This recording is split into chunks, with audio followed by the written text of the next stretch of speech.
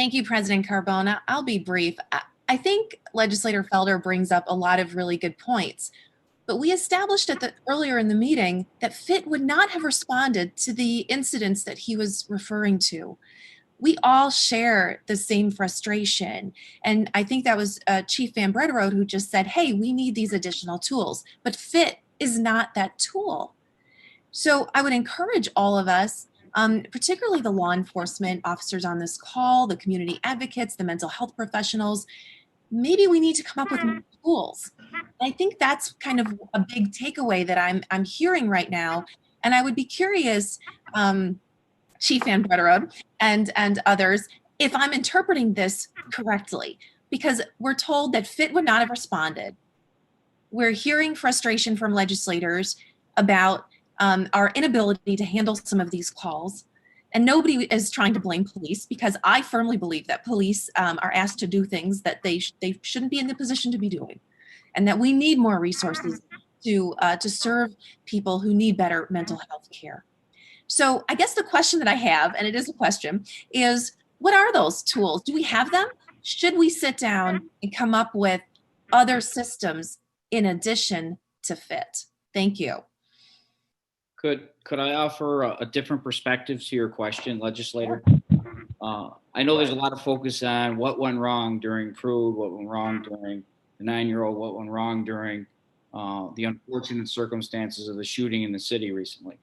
Can we look at the other 10,000 that went right, the 10,000 that we're doing correctly, the 10,000 that we have been very successful in navigating efficiently, effectively, and getting people resources that they need time and time again? So that FIT program has helped us with that other 10,000. And we need to stop focusing on the 2 or 3 that happen periodically, because we are dealing with human behavior that is unpredictable. So let's take a step back and look more at the success stories to what we've accomplished in law enforcement, for the ones that majority of the time that we're navigating successfully, and less on the 3 or 2 ones that, unfortunately, if the outcome we don't want to see. I think in law enforcement are more invested in not wanting to see that outcome than anybody else. So I just ask you to look at that perspective, and that's why FIT becomes valuable to us in law enforcement. Mr. President, can I respond to that? Legislator Lamar, Legislator Lamar. I still have the floor, and I just wanted to follow up. I'm sorry. I just wanted to respond to Chief Farina real quick. You're right. I mean, I'm supportive of the FIT program, but I also acknowledge that this hearing, the purpose of the hearing was to discuss the deficiencies of the program. That is the purpose of this hearing. And I don't think that there are, maybe that we're looking at this wrong, as you point out. Maybe there aren't deficiencies. Maybe we just need other stuff, and we need to be talking about what that other stuff is. So I really appreciate Legislator Lamar's points and Legislator Felder's points. And I appreciate the things that everybody is saying in this hearing, but I just think that we might be missing the fact that we need other tools as well. Thank you. I yield the floor. Legislator Colby. Legislator Lamar. Legislator Lamar. Legislator Lamar? Okay, Legislator Felder.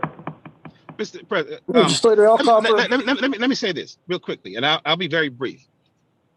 I'm almost offended to look at the good things and, and not focus on the bad ones. The fact is that all the negative incidents that I've talked about have all involved African Americans. And this is the pattern we see around the country, where Black people interact with the police, and we have these bad outcomes. And it's happening right here in the city of Rochester. And so I want to be very clear that yes, I am focusing on those things, because, like I said, these things only seem to happen to Black people.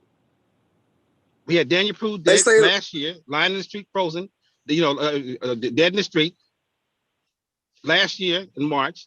And last week we had a mentally ill man shot and killed by the police in downtown Rochester. So yes, I am focusing on that, because these are the things that we need to avoid, because it continues to happen to Black people around this country. But now it's here in Rochester. So we no longer looking at what's happening in Minneapolis or St. Louis or Atlanta or Kentucky or Louisville or the other place. But now it's in Rochester. We need to make Mississippi sure or Alabama or California. Yeah. We need to put a stop to that stuff. And so I'm very clear. I want to be very clear where my perspective is on this, that it needs to stop. And we need to do everything we can, whatever tools we have, to make sure it does not happen. And FIT is a tool, and if FIT is working the way it should be able to at least mitigate some of these things. Not to say it'll never happen, but it should minimize the possibility. And it seems, like I said, to have Daniel Pruitt last year and have this go on this year. 2 instances we've seen in the last month, 3 instances we've seen in the last month. That's a problem. That means nobody's dealing with this, and it continues to happen to Black people.